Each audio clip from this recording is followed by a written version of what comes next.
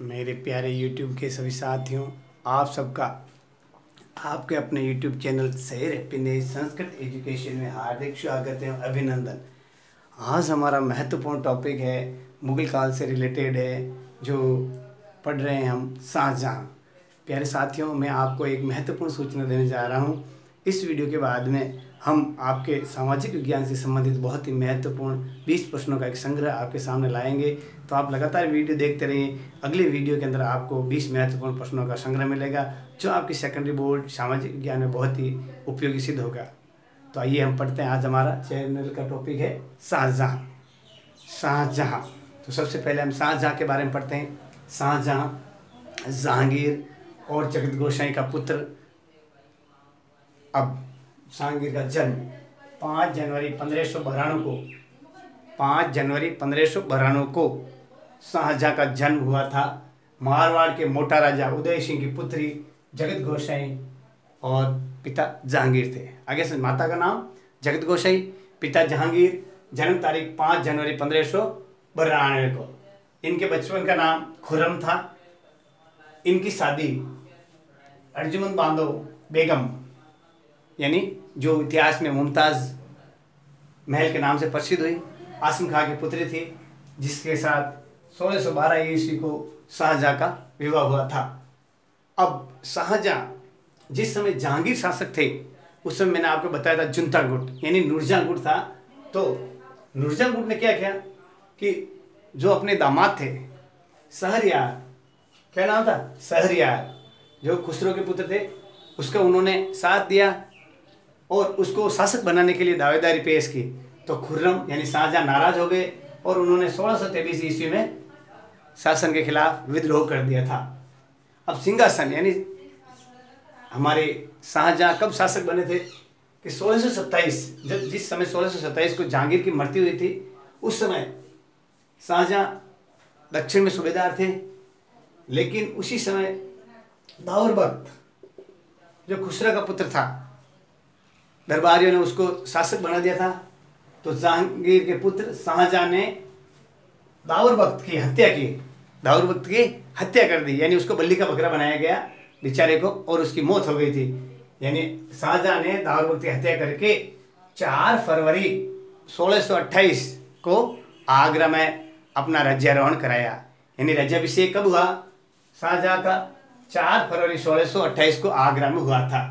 अब कहते हैं इनके परिवार से संबंधित शाहजहाँ के कुल 14 संतान हुई थी, जिसमें से 4 पुत्र और 3 पुत्रियां जीवित रही थी। जब अंतिम संतान 14वीं संतान को जन्म देते समय मुमताज़, जिसको मालिक जवानी उपाधि दी गई थी, 1631 में इनकी मृत्यु हो गई थी। किसकी?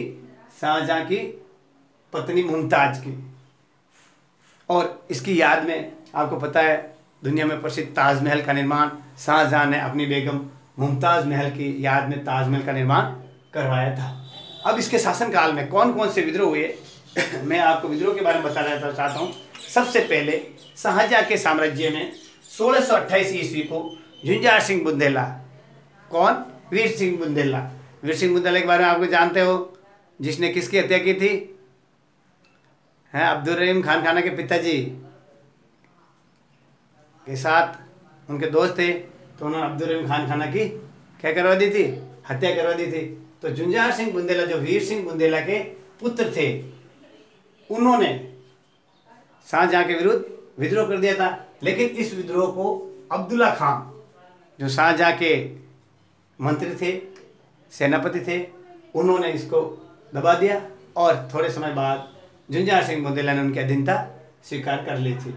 फिर दूसरा है 1628 में अफगान शासक खानेजहाँ लोदी ने विद्रोह किया, लेकिन उसकी खानेजहाँ लोदी की हत्या माधो सिंह के द्वारा 1631 में की गई और ये विद्रोह भी दबाया गया। 1632 में पुर्तगालियों ने विद्रोह किया, तो शाहजहाँ ने पुर्तगालियों को भी दंड दिया। अब उसके बाद में अब आते हैं साम्राज्य विस्तार, यानी शाहजहाँ ने अपना साम्राज्य विस्तार किस प्रकार किया। तो सबसे पहले उत्तरी भारत के अंदर तो इसका विस्तार था ही। दक्षिण के अंदर 1633 में अहमदनगर, जहाँ का शासक हुसैन शाह था, उसको फतेह खां के द्वारा कैद कर लिया गया। शाहजहाँ के सेनापति फतेह खां द्वारा हुसैन शाह को कैद कर लिया गया और अहमदनगर का विलय 1633 में मुगल साम्राज्य में कर लिया गया।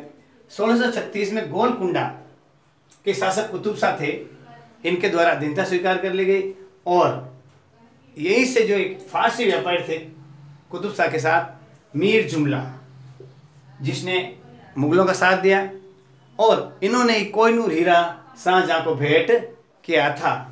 अब इसके बाद 1637 में बीजापुर के शासक मोहम्मद आदिल शाह ने भी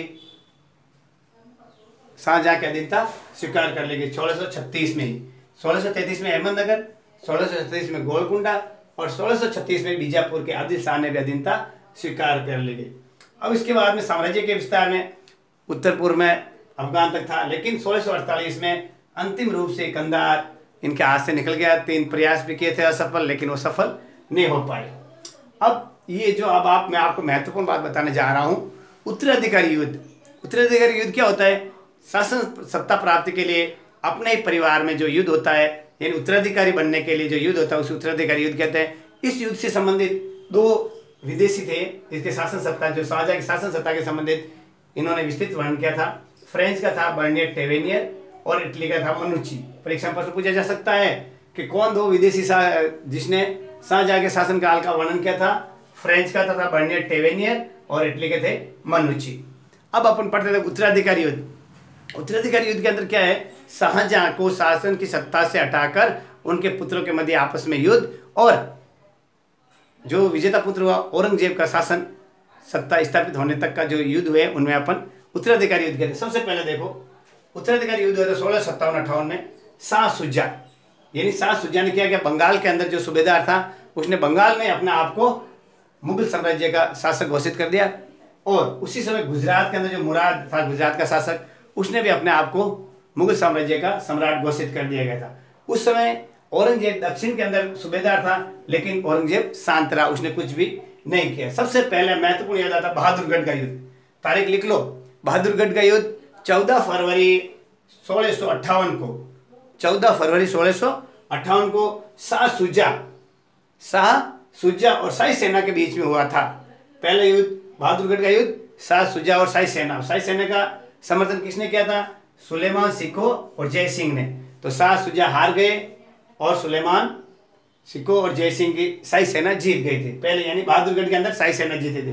दूसरा युद्ध था धर्मत का युद्ध, 15 अप्रैल 1658 को। धर्मत का युद्ध कब हुआ? 15 अप्रैल 1658 को। औरंगजेब, सुनना, औरंगजेब और मुराद और शाही सेना साथ थे, मुराद और शाही सेना साथ ही। तो औरंगजेब और मुराद के अंदर क्या हुआ? युद्ध हुआ था। क्या हुआ था भाई? युद्ध। औरंगजेब और शाही सेना के बीच में कौन सा युद्ध हुआ था? धर्मत का युद्ध, 15 अप्रैल 1658 को। इसमें शाही सेना की तरफ से जसवंत सिंह और कासम खां थे, लेकिन शाही सेना धर्मत के युद्ध में औरंगजेब से हार गई। यानी औरंगजेब और मुराद, ध्यान रखना, औरंगजेब और मुराद की संयुक्त सेना थी और उधर शाही सेना के थे जसवंत सिंह और कासम खां। तो धर्मत के युद्ध के अंदर औरंगजेब और मुराद की जो शाही सेना से जीत गई थी। समझ में आया? वापिस देखो, धर्मत के युद्ध में औरंगजेब और मुराद दोनों साथ थे और शाही सेना एक तरफ थी। तो औरंगजेब और मुराद की सेना ने शाही सेना को हरा दिया। और उस युद्ध में जसवंत सिंह थे, जो बाद में आपको पता है जसवंत सिंह को अफगानिस्तान से आगे भेज दिया गया था। जिस समय औरंगजेब शासक बने थे, जोधपुर की सत्ता को उन्होंने खालसा घोषित करके अपने साम्राज्य में मिला लिया था ऐसा।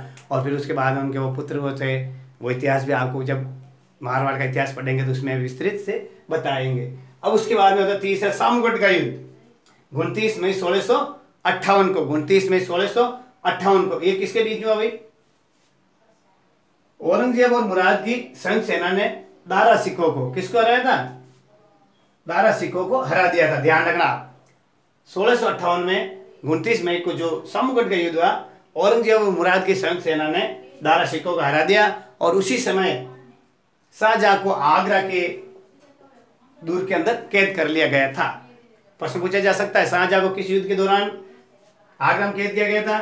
सामगढ़ का युद्ध 29 मई 1658 को। सामगढ़ युद्ध किस किसके मध्य हुआ? औरंगजेब और मुराद की संयुक्त सेना ने दारा सिखों की सेना को हराया था। अब इसके बाद में मुराद को, अब देखना, औरंगजेब ने चाल चली भाई। औरंगजेब ने धर्मत का युद्ध और अपने भाई मुराद के साथ जीत लिया, लेकिन जैसे ही सामूगढ़ के अंदर उसकी विजय हुई तो मुराद को उन्होंने बंदी बना दिया और ग्वालियर जेल के अंदर भेज दिया। यानी ग्वालियर के किले के अंदर मुराद को बंदी बना के रख दिया गया। फिर खजुआ का युद्ध हुआ। देखो खजुआ का युद्ध किसमें बीच में हुआ? 5 जनवरी 1658 को औरंगजेब और शाह शुजा के बीच में। ध्यान रखना, शुजा और औरंगजेब के बीच में कौन सा युद्ध हुआ? खजुआ का युद्ध। 15 जनवरी 1658 को इसमें शुजा हार गया और वो ब्रह्मा भाग गया था। पांचवा और अंतिम युद्ध हुआ था दोरई का युद्ध। दोरई जो राजस्थान के अजमेर में है स्थित है। आए दोरई का युद्ध कहाँ है? राजस्थान के अजमेर में स्थित है दोरई, जिसमें युद्ध हुआ था अप्रैल 1659 को दारा व औरंगजेब के बीच में। दारा और औरंगजेब के बीच में। लेकिन दारा सिखों के साथ में थोड़े उन्होंने एक अपने बच्चों का एक दूसरे संबंध कर लिया था। किसने? चालबाजी से औरंगजेब ने। और अंत में दारा सिखों को भी जेल में डाल करके औरंगजेब ने हत्या कर दी। यानी इस प्रकार मैं आपको बताना चाहता हूं कि जो उत्तराधिकारी युद्ध हुआ उसके अंदर औरंगजेब ने साम दाम दंड भेद की नीति से और आपसी युद्ध में कलह करके अपने सभी भाइयों को मरवा दिया और औरंगजेब भारत के जो मुगल काल का साम्राज्य का शासक बन गया था। तो 1666 के अंदर 1666 में ही शाहजहां की मृत्यु हो गई थी। 1666 में शाहजहां की मृत्यु हो गई थी। और उसी पहले जब ये युद्ध हुआ था, कौन सा? धर्मत का युद्ध हुआ था। तो उसके बाद में धर्मत के युद्ध के बाद में औरंगजेब ने 21 जुलाई 1658 को दिल्ली के अंदर पहली बार सिंहासन के ऊपर अपना राज्याभिषेक करवाया।